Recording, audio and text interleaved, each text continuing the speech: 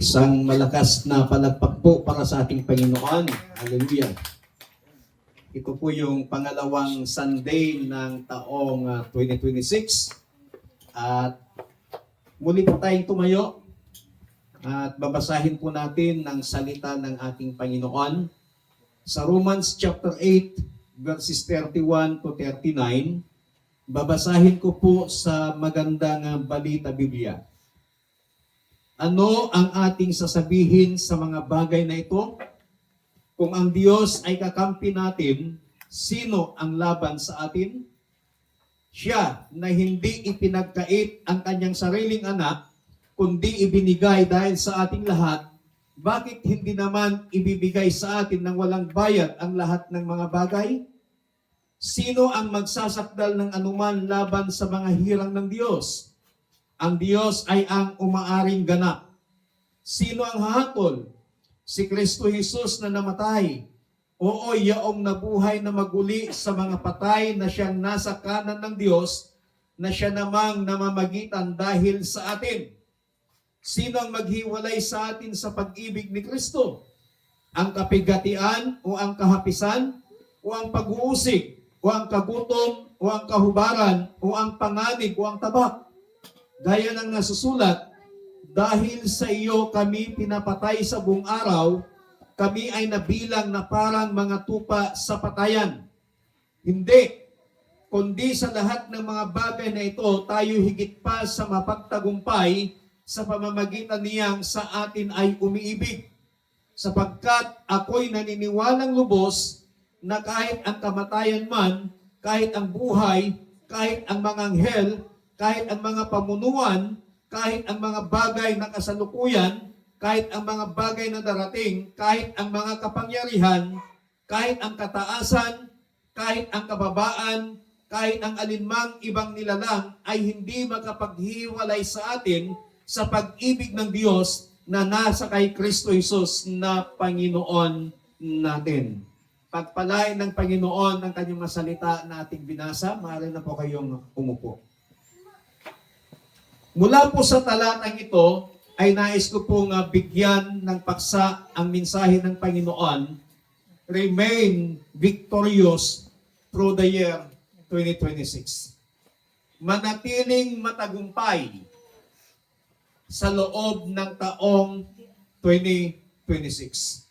Kapag sinabi po nating victorious, ibig sabihin, having won a victory.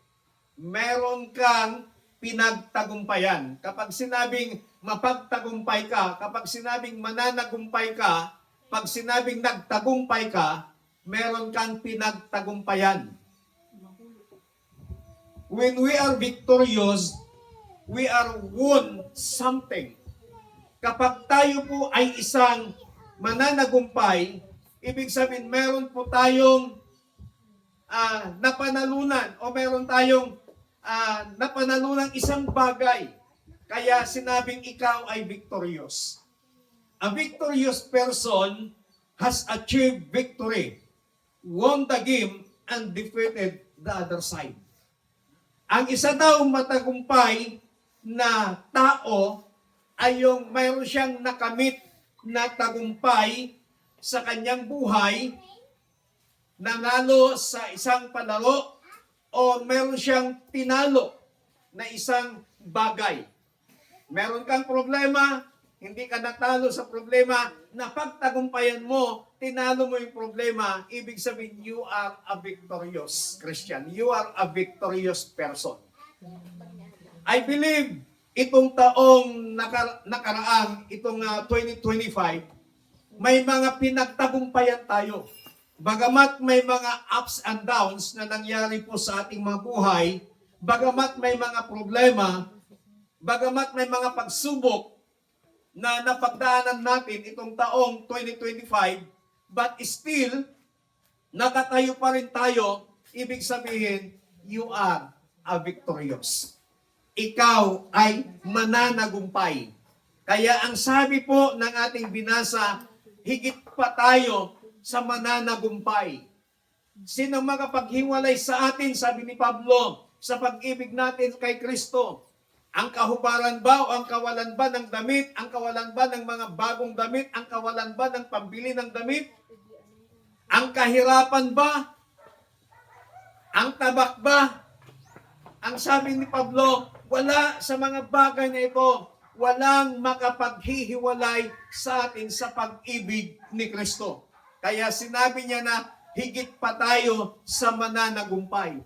Even the devil, even Satan, ay hindi niya tayong kayang gapiin kasi higit pa tayo sa mananagumpay. Kaya nagtagumpay na tayo noong 2025 at nagtagumpay tayo itong pagpasok ng taong 2026. Buhay tayo hanggang ngayon, humihinga tayo, nakakapagpuri tayo sa Panginoon. Yung mga patutuo po natin kanina na aking narinig, yung pag-iingat sa inyo ng Panginoon na inyong naranasan, yan po ay tagumpay na ibinigay sa atin ng Panginoon. Yung nasalubong natin ang bagong taon na walang anumang nangyari sa atin, yan po ay maibibilang na tagumpay sa ating personal na buhay, tagumpay na ibinigay sa atin ng Panginoon. Ang tanong, papaano tayo o papaano natin mapanatili na tayo ay mananagumpay? Papaano mo mapapanatili ang buhay mo na ikaw ay isang matagumpay na Kristiyano? Hindi ibig sabihin na matagumpay ka ngayon ay hindi mo na i-maintain yung pagiging matagumpay mo. Kailangang i-maintain mo yon upang sa ganon, sa tagumpay mong yan, pag pinintin mo, ibig sabihin ibang level na naman ang pagtatagumpayan mo. At habang napagtagumpayan mo na naman yung ibang level na naman, pataas yung level ng tagumpay na mararanasan po natin. Ngayon, isa ka nang mananagumpay. Nagtagumpay ka na, mayroon ka nang pinagtagumpayan sa buhay mo. Papaano natin mapapanatili na tayo po ay isang mananagumpay na mananampalataya? Mula sa ating binasa, there are 4 C's to do to remain victorious. May 4 na C na dapat nating gawin para mapanatili natin na tayo po ay mananagumpay. Number 1 C, consistent to the Scripture. Yung hindi pabago-bago. Hindi ka pabago-bago sa salita ng ating Panginoon. Ibig sabihin, hindi ka dapat moody na Kristiyano. Hindi ka dapat moody na mananampalataya. Na kapag maganda yung nangyayari sa iyo, ay nananatili ka sa salita ng Panginoon. Pero kapag may mga problema ka, may mga pagsubok kang pinagdadaanan, parang ayaw mo nang basahin ang salita ng Panginoon. Parang ayaw mo nang manatili sa salita ng Panginoon. Parang ayaw mo nang paghawakan yung salita ng Panginoon. Pero kapag puro blessing, puro kaginhawaan yung nararanasan po natin, minsan pinanghawakan natin yung salita ng Panginoon. Pero mas lalong higit, kapatid, na panghawakan natin yung salita ng Panginoon, even na tayo po ay nasa pinakamabigat na sitwasyon, pinakamahirap na sitwasyon ng ating mga buhay. Upang tayo po ay manatiling mananagumpay, be consistent to the Scripture. Maging manatili tayo, huwag tayong pabago-bago sa salita ng Panginoon. Why? The Word of God is our spiritual food. Yung salita ng Panginoon, ito po yung ating spiritual na pagkain. Kapag hindi mo pinapakain ang kaluluwa mo, ang spiritual mo na kalagayan ng salita ng Panginoon, papayat yan, magiging malnourished yan. Katulad po ng ating pisikal na katawan. May pagkain po ang ating pisikal na katawan. Yan po ay mga kanin, ulam, merienda. Yan po yung pagkain ng ating pisikal na katawan. Subukan po ninyo o subukan po natin na huwag kumain ng isang kainan o 2 kainan, 3 kainan. Manghihina po yung ating katawan. Ganyan din po ang mangyayari kapag ang ating espiritu ay hindi natin pinapakain ng salita ng ating Panginoon. Kaya upang tayo po ay manatiling matagumpay o manatiling mananagumpay itong taong 2026, consistent to the Scripture, huwag tayong pabago-bago sa salita ng ating Panginoon. Sabihin mo nga sa katabi mo, huwag kang muding Kristiyano.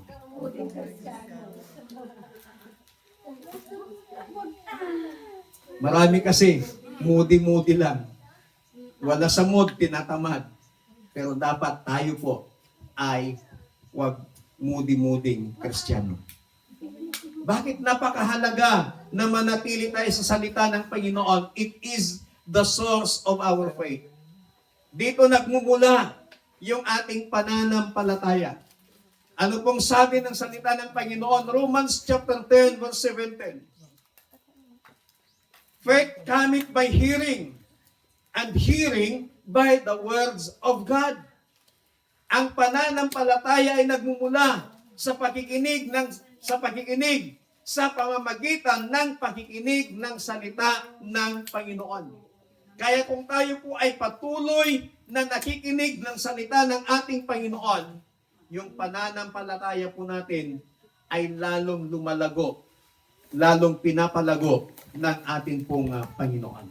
Number 2C, upang tayo po ay manatiling mananagumpay itong taong 2026. Acts chapter 20 verse 24.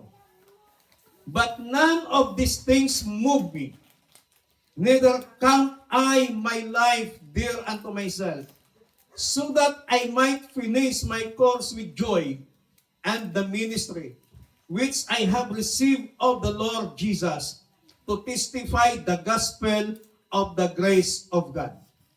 Ang sabi ni kapatid na Pablo, ngunit wala sa mga bagay na ito ang makapagpapalayas sa akin. Neither count I my life there unto myself. Kahit pa ang aking buhay, hindi niya ako mailalayo sa pagmamahal, paglilingkod ko sa Panginoon. Pangalawang committed to our Savior. So dapat nakatuon tayo sa ating Panginoong Hesus na ating tagapagligtas. Dapat maunawaan po natin yung ating pong calling. Maunawaan po natin yung ating calling. We are called by God. Hindi tao ang tumawag sa atin, kundi ang Diyos. To be called by God is to be chosen by God for a certain purpose. Salamat dahil sa libu-libong tao dito sa Santa Ignacia, isa ka sa pinili ng Panginoon. Amen? Sa milyon-milyong tao dito sa Pilipinas, salamat dahil isa ako sa pinili ng Panginoon. Many are called, sabi ni Jesus, but few are chosen. Marami ang tinawag, ngunit kakaunti ang pinili. Kaya salamat dahil tayo ay pinili ng Panginoon. Amen? Palakpakan nga po natin ang Panginoon. We are called by God into salvation. Tinawag tayo ng Panginoon sa kaligtasan. Maparusahan na tayo noon. Parurusahan na ng Diyos ang tao sa pamamagitan ng kamatayan. But ibinigay niya ang kanyang bugtong na anak upang, sabi niya, sinumang sumampalataya sa kanya ay huwag mapahamak kundi magkaroon ng buhay na walang hanggan. Ikaw at ako, kapatid, tinawag ng Diyos para maligtas. We are called to grow in Christian virtue. Tayo po ay tinawag ng Diyos para lumago sa ating pamumuhay bilang isang Kristiyano. Ikaw at ako ay tinawag ng Panginoon para lumago sa ating pamumuhay Kristiyano. habang tumatagal na tayo ay mananampalataya, habang tumatagal na tayo ay isang sumasampalataya at naglilingkod sa Panginoon, dapat makita ng Panginoon na tayo ay lumalago. Hindi mo nga makita ang kapatid mo sa loob ng isang buwan at kapag nagkita kayo, isang linggo na lang, kapag nagkita kayo, wow, parang may nagbago. May mapapansin kang pagbabago sa mukha o sa katawan ng taong yan. Kasi nakimutong ka, limumag ka. So may pagbabago. So sana, pati sa ating spiritual growth, spiritual na pamumuhay, makita natin, aba, may pagbabago, nagiging active ka naman na. Sana makita sa atin na lumalabo tayo bilang isang anak ng Panginoon. Because we are called by God to grow in Christian virtue. Tinawag tayo ng Panginoon na lumago sa ating buhay Kristiyano. We are called by God to be an ambassador. Tayo po ay tinawag ng Panginoon upang atin siyang i-represent sa buhay po natin. I-represent sa kahit saan. Saan man tayo pumunta, tandaan po natin na ikaw ay tinawag ng Panginoon to be His ambassador. Mag-reflect yung liwanag, mag-reflect, makita yung buhay ng ating Panginoong Hesus sa buhay po natin. Tayo po ay tinawag upang magliwanag sa mga taong hindi pa po nakakakilala sa ating pong Panginoon. Number 3, cooperate to our sanctuary. 1 Corinthians chapter 3 verse 9, sapagkat tayo ay mga kamanggagawa ng Diyos, kayo ang bukid ng Diyos, ang gusali ng Diyos. Makipag-isa tayo sa gawain ng Panginoon. Makipag-isa tayo sa ministry ng ating Panginoon. We are part of the body and we are partakers of the duty. Kabilang tayo sa katawan ni Kristo. Kaya meron din po tayong ministry na ipinagkatiwala sa atin ng ating Panginoon. Kaya dapat tayo po ay makipag-isa sa ministry na ipinagkatiwala sa atin ng Panginoon dito sa City of God, dito po sa Barangay Pugo, Cecilio, Santa Ignacia, Tarlac. Makipag-isa po tayo sa gawain ng Panginoon under the ministry, under the group of City of God Mission Ministry na ipinagkatiwala sa atin ng Panginoon. Pang-apat at ang panghuling C, upang manatili tayong mananagumpay. Courage to serve God. 2 Timothy chapter 1 verse 7. For God hath not given us the spirit of fear, but of power and of love and of sound mind. Hindi tayo pinagkalooban ng Panginoon ng espiritu ng pagkatakot, but kapangyarihan, pagmamahal, at mabuting kaisipan. We must serve God despite of tribulations. Magkaroon tayo ng tapang na paglingkuran o maglingkod sa Panginoon. Na kahit anumang pagsubok, kahit anumang kahirapan na maranasan po natin because sa paglilingkod natin sa Panginoon, manatili po tayong maglingkod sa Panginoon. Huwag naman nating isipin yung hihinto ka na. Huwag mong isipin na mag-quit ka na sapagkat doon sa finish line, kumpara doon sa starting line na kung saan ka nagsimula, mas malapit na po yung finish line. Ibig sabihin, mas malapit na pong dumating ang ating Panginoong Hesus. Kaya kung maisipan mong bumitaw na because of the problems, because of the tribulations, because of the trials na nararanasan mo sa iyong buhay, kapatid, huwag mong gagawin yun ang sabi ni Pablo, wala ang mga bagay na ito ang makapaghiwalay sa akin sa pag-ibig ko kay Kristo. We must serve God despite of persecutions. Maglingkod tayo sa Panginoon anumang sitwasyon ng ating buhay. Church is a people of God. Tayo po ay mga anak ng Diyos. But the truth is, some will leave you in the ministry. Some will betray you in the ministry. Some will labor you in the ministry. And some will love in the ministry. Tayo nga ay anak ng Diyos, but sometimes, yung mga iba iiwanan ka sa ministry. Yung mga iba, ipagkakanulo ka sa ministry. Ibig sabihin, ipagkakanulo, sisiraan ka. Iniwanan ka, sisiraan ka pa. But despite ng mga ganong sitwasyon, magkaroon pa rin tayo ng courage, tapang na maglingkod sa Panginoon. Walang titigil na maglingkod sa Panginoon.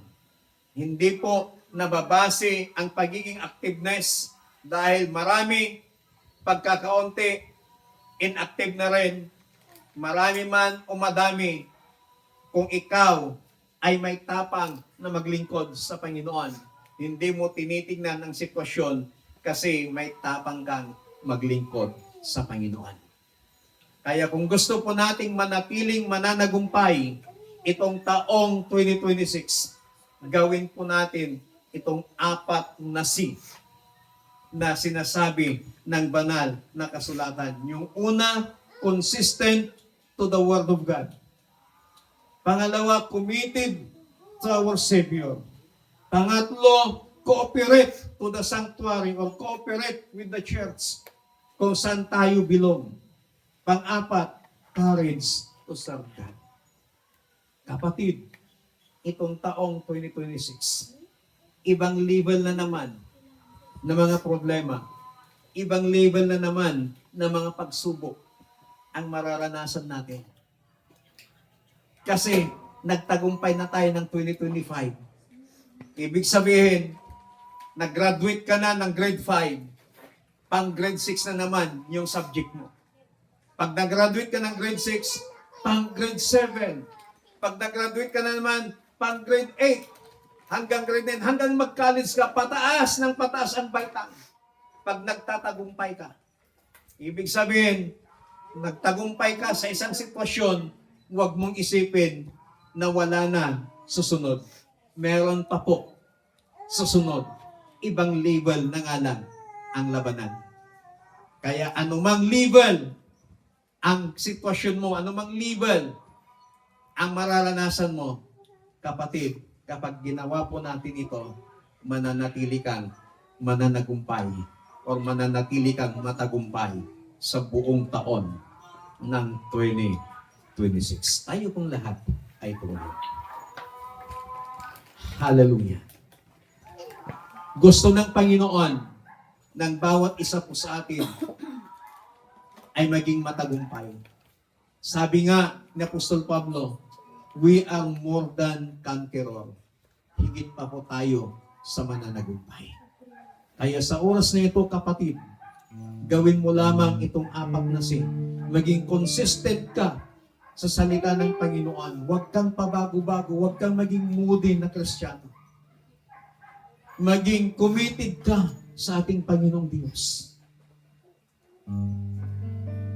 Maging cooperative ka sa gawain ng Panginoon kung saan ka bilong at magkaroon ka ng courage na maglingkod sa Panginoon. Dakilang Diyos sa umagang ito, maraming salamat sa inyong masalita na tinuruan mo kami upang kami ay manatiling matagumpay at mananagumpay itong taong 2026. Thank you, Lord, for the past victory na pinagkalob mo sa amin. Itong taong 2026, Panginoon, ibang level na naman ang ipaparanas mo sa amin. But Lord, anumang aspeto ng aming mabuhay na level upang kami ay muling magtagumpay. Lord, tulungan mo kami na magawa namin ang apat na sina ito na itinuro mo upang manatili kaming mananagumpay sa loob ng 365 days, sa loob ng 12 buwan, sa loob ng 1 taon ng 2026. Mula sa unang araw ng taong ito hanggang sa kalihulihang araw ng taong ito, Panginoon, mananatili kaming matagumpay sa lahat ng bagay, sa lahat ng aspeto ng aming mga buhay. Salamat po, Panginoon, sa inyong masalita. Salamat ng marami. Salamat po. In Jesus Christ, mighty name we pray. Amen. Palakpakan po natin ang Panginoon.